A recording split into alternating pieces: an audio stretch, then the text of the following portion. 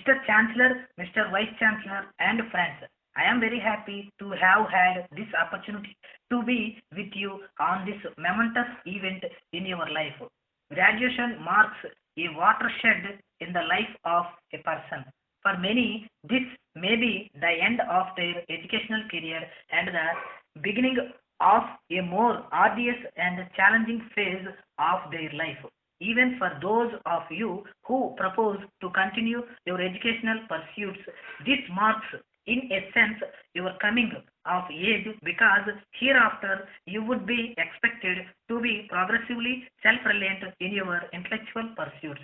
You have now become part of the community of worthy citizens of our country, and with your educational attainments will be called upon to make a positive contribution to the shaping of national policies. Ours is a liberal democratic society which depends on an intelligent involvement of the people in the wider socio-political and economic processes.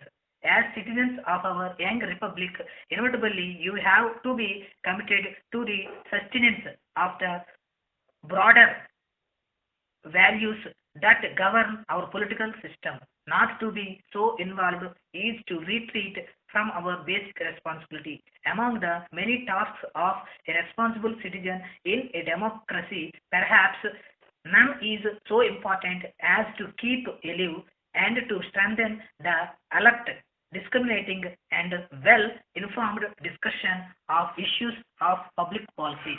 It is for this reason that I feel particularly happy in being able to share my thoughts with you today. I propose to speak to you about the three major aspects of our national life.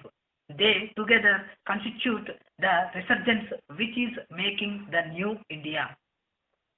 The nation engaged in the task of reconstruction has to face various challenges economic, political, and social. But more than anything else, the basic challenge is that of maintaining the unity and the integrity of the country. We are proud of the rich heritage of this multilingual, multiracial, and many splendid culture of our country. India has always been a nation in which various faiths and religions have flourished peacefully, and this country has given a message of tolerance and understanding to the world. However, this philosophy now seems to be questioned in certain sections of society, and communal harmony and peace is being disturbed in various parts of the country. It is needless for me to say that the basic concept of secularism, which is enshrined in the Constitution, is very vital for our survival. A nation which is facing several other challenges on economic, social, and political fronts cannot afford to weaken its fabric of society by these internal dissensions and the tendency of taking issues to the streets. The basic problem is of removing mutual distrust and suspicion in the minds of the people of various communities. In this process, your role as educated youths and responsible constituents of the larger community is bound to be of crucial importance. The concept of one nation, one people should be the very basis of our thought and action. This is the only way in which we can make the other tasks of economic and social reconstruction possible.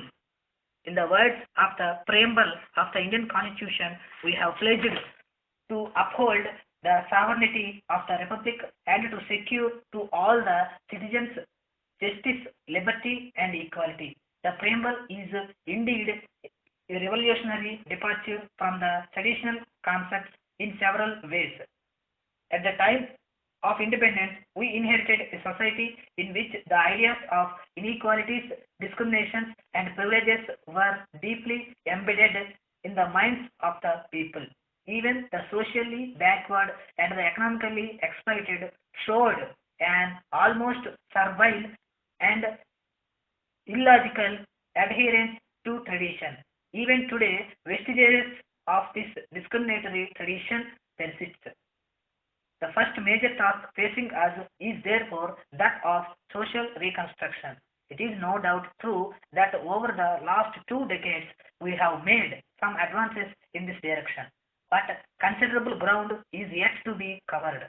Our efforts to force the pace of modernization are bound to be retarded if the social constraints are not removed as a first priority. In the post-independence period, we have created the necessary legislative framework for this purpose.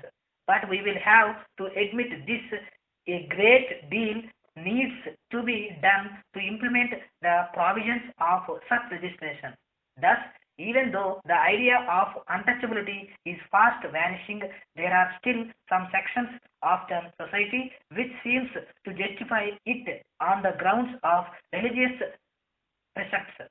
Such ideas can have no place in the times of renewal and redefinition of old values. Some agonizing choices have to be made in any developing and changing society. These are inevitable.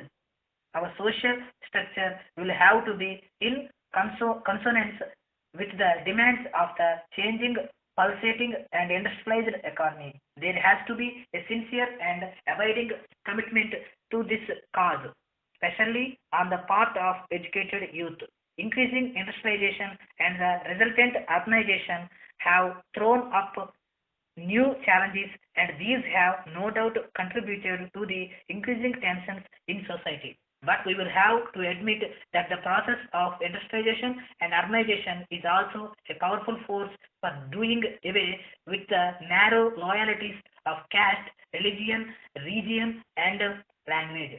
A concerted crusade will have to be carried on by our youth against these decisive forces which go to sap the very modifications to meet the basic challenge of poverty and ignorance.